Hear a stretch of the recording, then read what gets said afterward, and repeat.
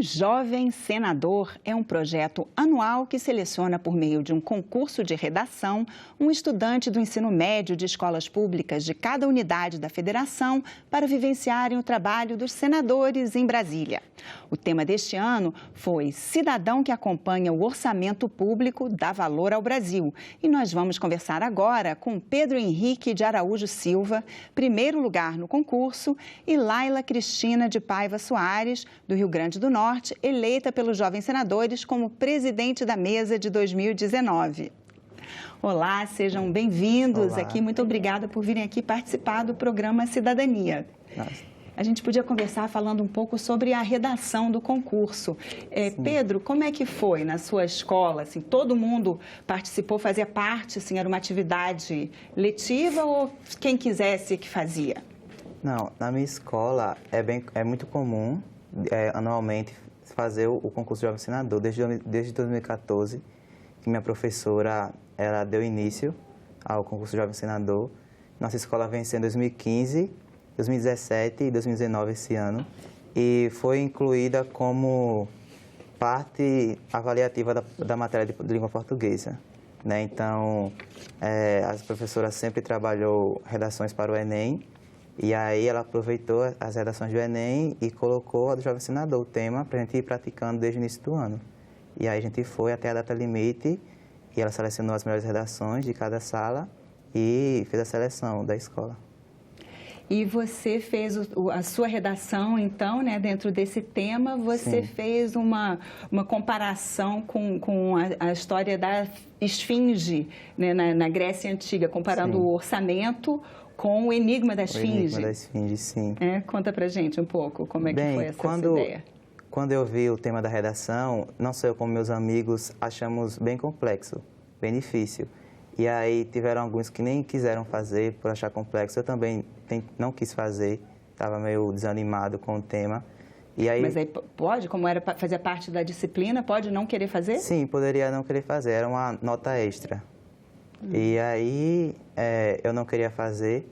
E minha professora, ela tinha mandado uma charge para a gente sobre reciclagem, que dizia recicla-me ou te devoro. E eu peguei essa charge também, e minha irmã, que faz faculdade de letras, ela estava lendo o livro Édipo Rei. E nesse livro contava a história da esfinge de Tebas. E aí eu fiz essa analogia. Como eu estava sentindo dificuldade em fazer, eu interpretei como um desafio, né? Não só para mim, mas como toda a população brasileira, entender o orçamento público. E aí foi em cima dessa dificuldade, desse enigma que eu construí a minha redação. Laila, você também achou o tema um pouco árido do orçamento? Sim, porque geralmente, como o Pedro falou, não é um tema que é muito discutido na sociedade civil comum. E então eu encontrei bastante dificuldade, assim como ele. Eu passei alguns meses estudando para conseguir escrever pelo menos um rascunho da redação, porque é um tema muito complexo e que envolve muitas esferas. E como era na sua escola também? Era uma nota extra? Todo mundo fazia? Como é que funciona? Na minha escola era um trabalho extra e a professora ela não dava nota para quem participasse. Era algo voluntário da pessoa querer para participar. Aí ela falava que tinha, difundir essa notícia na escola sobre o concurso e quem quisesse participar, ela estaria disposta para corrigir as redações. Que aí ela corrigia, dava dicas de como melhorar, como fazer. E aí você procurou saber mais sobre o orçamento. Você até citou, né, o portal da transparência, você foi investigar como né, interpretar essas leis orçamentárias. Sim, a primeira pesquisa que eu fiz foi na biblioteca da escola. Aí na biblioteca da escola estava faltando alguns acervos, aí eu fui para a internet. E na internet eu pesquisei e achei o portal da transparência, que eu não sabia da existência. E a partir daí eu comecei a estudar por lá, sobre o tema. Agora, e aí chegando aqui, vocês tiveram até uma palestra com um consultor do orçamento, né? Porque realmente uma das funções mais importantes, né, do Senado é justamente aprovar a lei de diretrizes orçamentárias, né? Isso foi, vocês já sabiam um pouco sobre isso, aprenderam aqui? Como foi essa experiência? Eu na minha escola, eu já tinha visto vídeos de orçamento fácil minha professora sempre passava, mas eu não foquei diretamente no orçamento público, nas leis, nas regras do orçamento público. Eu pensei mais sobre, mais à frente do orçamento público, sobre a dificuldade dele. Então, essa questão de diretrizes e de regras de orçamento público, eu vim aprender mais aqui. Na prática que nós tivemos também, com orçamento fácil, nós tiramos as nossas dúvidas, mesmo em um tempo curto, a gente conseguiu compreender melhor o orçamento público. E você até falou, né, na sua redação que realmente que os cidadãos precisam ser melhor capacitados, né, para entender assim, o que você mudaria. Como é que você faria isso? Você iria inserir dentro da escola mesmo, na sala de aula? Sim, poderíamos inserir na grade curricular do aluno uma matéria ou na aula de sociologia, por exemplo, que se falasse sobre orçamento público, não só orçamento público, mas todos os documentos relacionados, como a Constituição Federal também, que pela linguagem técnica que eles têm, pela dificuldade, a população não consegue compreender, né?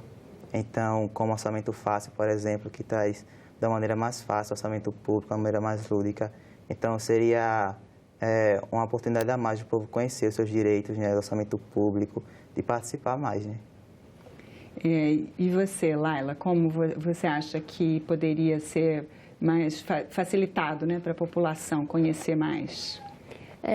Como o Pedro disse, só estou pegando o que Pedro disse, eu concordo muito com ele dessa questão da linguagem técnica, muitas das vezes atrapalha. Até nós que somos estudantes, possivelmente só esse ano que a gente foi lá, teve que sentar e realmente fazer um estudo prolongado. E ainda a gente não sabe nem da metade, porque realmente é um conteúdo muito denso. Então, eu concordo muito com ele nessa parte que ele diz que a linguagem ela precisa ser menos técnica. E vocês foram fazer estimulados, impulsionados, né, pelo tema da redação, né? Sim. As aulas comuns, vocês nem teriam ido atrás disso, né? Não. Eu não conhecia o orçamento público, né? Quer dizer, eu sabia, mas não tinha esse conhecimento profundo. E depois do tempo da redação, nossa escola começou a trabalhar mais isso, começou a se estudar mais em aulas de sociologia, em aulas de história também, pegando todo o contexto brasileiro. Então, todo mundo começou a pesquisar mais sobre o orçamento público, a esses documentos, assim, começou a tentar compreender melhor. E o funcionamento aqui do Senado, a tramitação das leis, como é que vocês estão achando? Vocês imaginavam que era tão trabalhado, tão demorado, tudo é tão debatido e negociado? Vocês já tinham essa noção? Não, eu por minha parte, eu não imaginava. Para tudo, para um projeto de lei, para ele ser revisado, tudo tem detalhes muito minuciosos e tem uma equipe muito grande por trás disso tudo. Porque muitas vezes a gente só pensa que tem ali o senador, mas por trás do senador existem muitas pessoas que estão trabalhando para que isso tenha um processo avaliativo. Laila, e você se candidatou e foi eleita como, né, presidente da Mesa Jovem, né? O que te deu vontade de exercer essa função? No primeiro momento, eu quis me eleger para agradar a minha professora, porque eu sabia que ela ia gostar bastante. Mas depois eu pensei e foi uma oportunidade de sair da minha zona de conforto, porque eu sou uma pessoa muito reservada. Então, lidar com isso, para mim, foi vencer um obstáculo, sabe? De ir lá na frente e dizer que estava me candidatando. Você já veio com essa intenção ou você decidiu depois que chegou aqui ao Senado? Eu já vim com essa intenção. Já queria mesmo se candidatar, né? Uhum. E você, quando você se candidatou como presidente, você falou que você queria, né, tinha o intuito de propagar a diversidade e também de saber ouvir a opinião contrária, né? Assim, isso eu achei bem interessante na sua fala. Explica um pouco, né? Que não basta falar, tem que saber ouvir. Isso. No primeiro dia que eu cheguei aqui, eu já sentei com algumas meninas, com algumas colegas senadoras, jovens senadoras, e a gente já começou a falar sobre educação e tinha algumas opiniões diferentes da minha e foi muito bom porque eu sabia escutar e respeitar.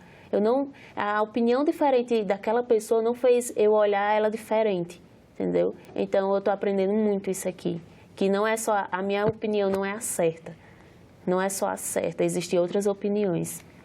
E quando escuta a opinião dos outros, também pode, inclusive, mudar de opinião? Com certeza. estamos em constante mudança e eu acredito que se você está disposto a mudar de uma opinião, não é porque você é mente fraca ou alienado ou qualquer pessoa pode te manipular, mas porque você sabe reconhecer realmente o que é o melhor, se é por esse caminho ou se é por aquele. Pedro, e você falou, inclusive, que os homens são minoria, né? Eram minoria aqui entre os jovens senadores, né? Então, uma posição um pouco diferente do que a gente imagina, né? Sim, os homens são 8 homens e 19 mulheres. 19 mulheres, sim.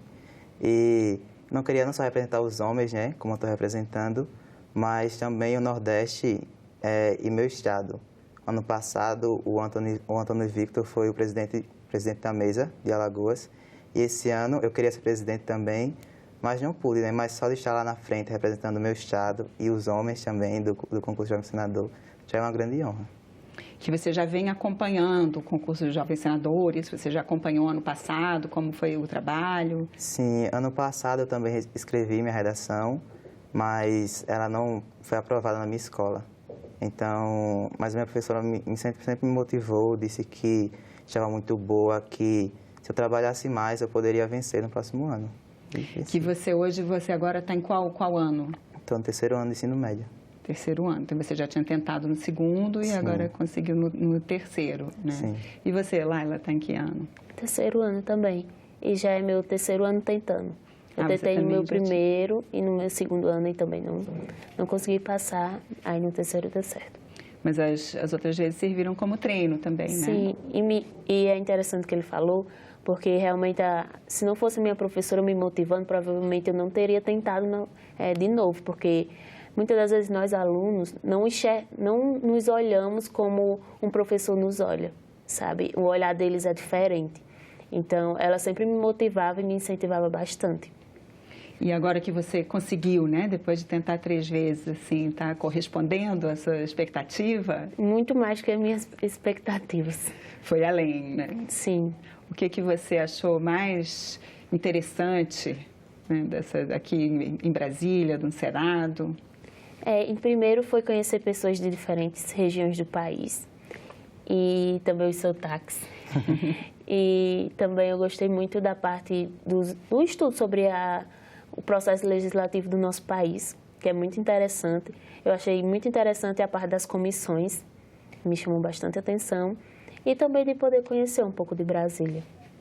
Porque aí os jovens senadores, então, eles fazem, né, assim, um processo semelhante aos senadores que participam, né, de comissões temáticas. Vocês participam de 3 comissões, né? Assim, Pedro, qual é a comissão que você participou? Minha comissão é de Direitos Humanos Sobral Pinto. E nós falamos, nosso projeto, sobre um horário constitucional gratuito, como horário partidário gratuito, onde se falaria sobre os artigos da Constituição brasileira, sobre os direitos e deveres, mas de uma forma lúdica, de uma forma mais simples para a população brasileira, nas rádios e nas televisões, para que assim a população ela compreendesse melhor os seus direitos e saísse à procura deles, né? Que eles não fossem alienados pelo governo, que eles tivessem essa mente para frente, tivessem esse conhecimento de seus direitos e fosse atrás de seus direitos. E é isso como funcionou? Havia várias propostas e aí cada um apresentou e aí as pessoas, os jovens senadores votaram, escolheram essa proposta e aí também deram sugestões para adaptar, melhorar, mudar um pouco? Sim, nós tínhamos propostas muito divergentes, muito diferentes sobre educação, sobre violência contra a mulher e sobre Semana da Literatura. E nós fomos conversando e nós paramos em relação também ao artigo 5º da Constituição, que dava todos esses direitos às mulheres, a todas as pessoas. E a gente conversou mais um pouco e falou que as pessoas não têm esse conhecimento, né? Então a gente foi conversando, a gente foi dando uma ideia e surgiu esse Minuto da Cidadania, que é o nome do programa. E aí a gente foi conversando, debatendo, até que, bem rápido até, nós conseguimos fazer o projeto. E além dessa comissão de direitos, tem também, né, a comissão de educação e a comissão de meio ambiente. E você está participando de qual, Laila? Eu estou participando da comissão de educação. E como foi sua experiência, né? É uma experiência muito enriquecedora e eu estou aprendendo muito com os meus colegas que estão na comissão, que inclusive foi o meu colega carioca, que ele que sugeriu esse projeto de lei e foi aprovado pela maioria. Que é qual o projeto? É sobre o incentivo de atividades extracurriculares nas escolas, como concursos, competições escolares acadêmicas. Até semelhante até esse próprio concurso de redação? Sim, para ser mais divulgado nas escolas e mais incentivado, tanto pelo governo como pelas instituições. E foi assim uma disputa acirrada? Tinha outros projetos, outras propostas também com muito apoio? Teve que ter... Como foi essa decisão? Quando se monta a comissão, cada jovem senador, antes da gente vir para cá, a gente enviou um projeto de lei que a gente queria que fosse válido. Só que na comissão a gente só escolhe um. Então a gente tem que debater para escolher qual vai ser. Aí depois de uns minutos de conversa, nós decidimos que ia ser sobre esse foco. E você tinha apresentado uma proposta também? Sim. Qual que era o tema? Era sobre a educação financeira. Só que depois de muita conversa, a gente decidiu que não ia muito para frente, que precisava de muita coisa para ser melhorada, aperfeiçoada. Então a gente optou pelo outro. E você, Pedro, qual tinha sido a sua proposição? A minha intenção foi a criação de delegacias especializadas em casos de homofobia, para que cada estado brasileiro, na capital, tivesse no mínimo uma delegacia especializada em casos de homofobia. E você resolveu apresentar essa proposta que você conhece casos assim de homofobia? Sim, tenho amigos meus, amigos de escola e amigos da vizinhança que já sofreram violências, não físicas, mas verbais também, e morais. E quando iam dar parte na polícia, se sentiam intimidados, porque policiais têm toda essa cultura de machismo, de homem e tal. Então, tipo, eles não se sentiam bem, né? E uma delegacia especializada nesses casos traria um conforto maior à vítima e até mesmo não deixar que ocorressem esses casos de violência contra o homossexual. Laila, você se interessa em seguir a vida pública? Não, porque eu gosto bastante de acompanhar, só que eu tenho uma profissão que desde pequena, sabe, eu tenho muito amor por ela. Eu quero ser futuramente uma médica oncologista, então já é uma profissão que faz um tempo que está sendo construída para mim. Então, eu não penso em ser uma representante política, mas eu gosto muito de acompanhar os nossos políticos e, principalmente, essa experiência está dando um senso mais crítico para a gente. De a gente não só acompanhar, mas também argumentar o porquê daquilo está errado e o porquê daquilo está certo. E depois de passar por essa vivência, você acha que você vai conseguir acompanhar melhor, entender melhor o que está acontecendo nos processos legislativos? Sim, com certeza. E ter uma mente mais aberta. Antes de procurar julgar sobre algum representante político, saber realmente o que está por trás disso. E ter um senso crítico. Saber que a gente não é obrigado a aceitar tudo. A gente tem que questionar. Pedro, e você? Você pensa em se candidatar, em ser um representante do povo? Eu pensava, dependendo do que acontecesse aqui, eu iria seguir carreira política, ou pelo menos pensar em carreira política.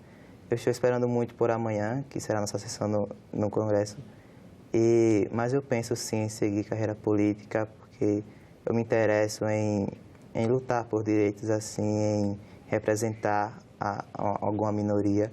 Então, talvez uma candidatura a vereador, algo assim, seria ótimo para começar.